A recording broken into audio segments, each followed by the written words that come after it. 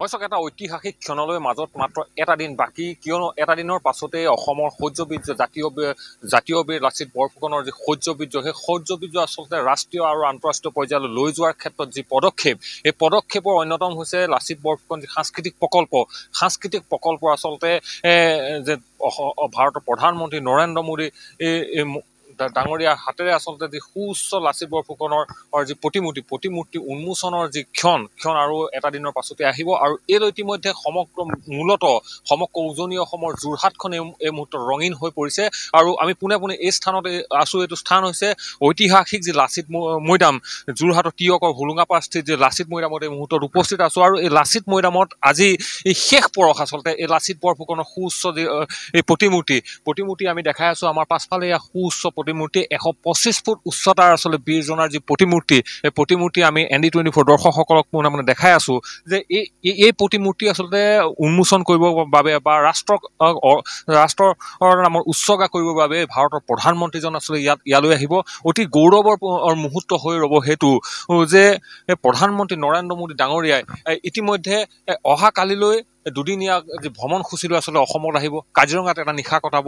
কাজিৰঙাত এটা নিশা কটোৱাৰ পাছতেই কাজিৰঙাৰ পৰা পোনে আহি লাচিত মৈদাম যি সাংস্কৃতিক প্ৰকল্প, এই যোৰহাটৰ হোলোঙাপাৰ স্থিত যি লাচিত মৈদাম সাংস্কৃতিক প্ৰকল্পৰ ভিতৰতে থকা যি স্থায়ী হেলিপেড, এই হেলিপেডত আহি তেখেত অৱতৰণ কৰিব। অৱতৰণ কৰাৰ পাছতে ইয়াৰ পৰা নাতি দূৰত মেলেং মেটেলিত যিখন জনসভা হ'ব আচলতে, য'ত লক্ষাধিক লোকৰ আচলতে সমাগম হোৱাৰ আচলতে আশা কৰা হৈছে, সেই সভাত অংশগ্ৰহণ কৰিব। সেই অংশগ্ৰহণ কৰাৰ পাছতে ইয়াৰ পৰা পোনে প্ৰধানমন্ত্ৰীজন উৰা মাৰিব আচলতে কলিকতালৈ। এই গোটেই কথাবোৰ সমান্তৰালভাৱে আমি ইয়াৰ সামগ্ৰিক দৃশ্য আমি দৰ্শকক দেখাব বিচাৰিছোঁ যে কেনেধৰণে আচলতে সাজু কৰা হৈছে। প্ৰতিটো কোণ আচলতে নিৰীক্ষণ কৰা হৈছে। প্ৰতিনিয়ত ইয়াত অসমৰ কেবিনেট পৰ্যায়ৰ প্ৰতিজন মন্ত্ৰী ইয়ালৈ আহি আছে। যোৰহাটত বাহৰ পাতি আছে। পীযুষ হাজৰিকাই হওক, জয়ন্ত মল্ল বৰুৱাই হওক, এইসকলে আহি ইয়াত আছে বাহৰ পাতি আছে। মুখ্যমন্ত্ৰী নিজেই আহি ইয়াত তদাৰক কৰি আছে ইয়াৰ সামগ্ৰিক ব্যৱস্থা। এইখন আমি হেলিপেড যদি আমি কেমেৰাত যদি দেখাব পাৰোঁ, এইখন হেলিপেড ইয়াত নিৰ্মাণ কৰা হৈছে যে 4খন হেলিকপ্টাৰ একেলগে পৰিব। এয়া হৈছে স্থায়ী, এয়া সাংস্কৃতিক প্ৰকল্পৰ, লাচিত বৰফুকন সাংস্কৃতিক প্ৰকল্পৰ এইসমূহ স্থায়ী সম্পদ ইয়াত আচলতে ইয়াত নিৰ্মাণ কৰা হৈছে। আৰু এই যি সাংস্কৃতিক প্ৰকল্প ইয়াত নিৰ্মাণ কৰা হৈছে, এয়া হৈছে অসমৰ কাৰণে এটা সম্পদ হৈ ৰ'ব। প্ৰায় 150 কোটি টকা ব্যয় সাপেক্ষে এই সাংস্কৃতিক প্ৰকল্প ইয়াত নিৰ্মাণ কৰা হৈছে। ইয়াতে লাচিত বৰফুকনৰ সুউচ্চ প্ৰতিমূৰ্তি থাকিব। তাৰ সমান্তৰালভাৱে ইয়াত মিউজিয়াম থাকিব দুটাকৈ। তাৰ সমান্তৰালভাৱে শিশুসকলৰ অৱসৰ বিনোদনৰ কিছু ব্যৱস্থা ইয়াত থাকিব। তাৰ সমান্তৰালভাৱে লাচিত বৰফুকন বা অসমৰ ইতিহাসৰ ওপৰত অধ্যয়ন কৰিব পৰা কিছু সমল ইয়াত কিন্তু থাকিব।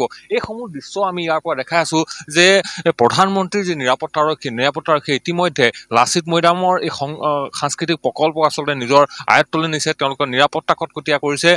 SPG ইয়াত আহি এই মুহূৰ্তত আছে উপস্থিত হৈছে। এই গোটেই কথাবোৰে নিশ্চিতভাৱে অতি গৌৰৱৰ কথা যে অসমৰ জাতীয় বীৰজনাক আচলতে ৰাষ্ট্ৰীয় পৰ্যায়ত বা আন্তঃৰাষ্ট্ৰীয় পৰ্যায়লৈ লৈ যোৱাৰ যি চৰকাৰখনৰ যিটো পদক্ষেপ, সেই পদক্ষেপ নিশ্চিত শলাগিবলগীয়া। মূলতঃ কিছু কথা ক'ব লাগিব যে এই যি লাচিত বৰফুকনৰ যি মৈদাম, এই মৈদাম অনাগত সময়ত কিন্তু এটা আন্তঃৰাষ্ট্ৰীয় যে পৰ্যটনস্থলীলৈ যে পৰ্যবেক্ষিত হ'ব, সেইটো কিন্তু নুই কৰিব নোৱাৰি। কিন্তু কিছু আমি যদি ভিডিঅ'ত দেখাব পাৰোঁ যে কেনেধৰণে আচলতে সজোৱা হৈছে। প্ৰতিটো কোণ ইয়াত সজোৱা হৈছে। বিভিন্ন ধৰণৰ ফুলেই হওক বা বিভিন্ন ধৰণৰ কাৰুকাৰ্য আচলতে গোটেই মৈদামখন সজোৱা হৈছে। আমি নাতিদূৰত যদি আমি কেমেৰা স্ক্ৰীণত দেখাব, এয়াই হৈছে ঐতিহাসিক যি লাচিত বৰফুকনৰ মৈদাম। আৰু এনেধৰণে আচলতে আজি শেষ দিনাখন আচলতে মই কৈছোঁৱেই যে অহাকালিলৈ অসমত আহি উপস্থিত হ'ব প্ৰধানমন্ত্ৰীজন। তাৰ পাছতে আচলতে আৰু এটা দিনৰ পাছতেই প্ৰধানমন্ত্ৰীজন ইয়াত উপস্থিত হৈ পেলাই এই লাচিত বৰফুকনৰ সুউচ্চ প্ৰতিমূৰ্তি আচলতে উন্মোচন কৰিব। আৰু পৰৱৰ্তী পৰ্যায়ত আমি দেখুৱাই যাম এই সমগ্ৰ যি কাৰ্যসূচীৰ লগত জড়িত প্ৰতিটো বিষয়ে আমি দেখুৱাই যোৱাৰ প্ৰয়াস কৰিম।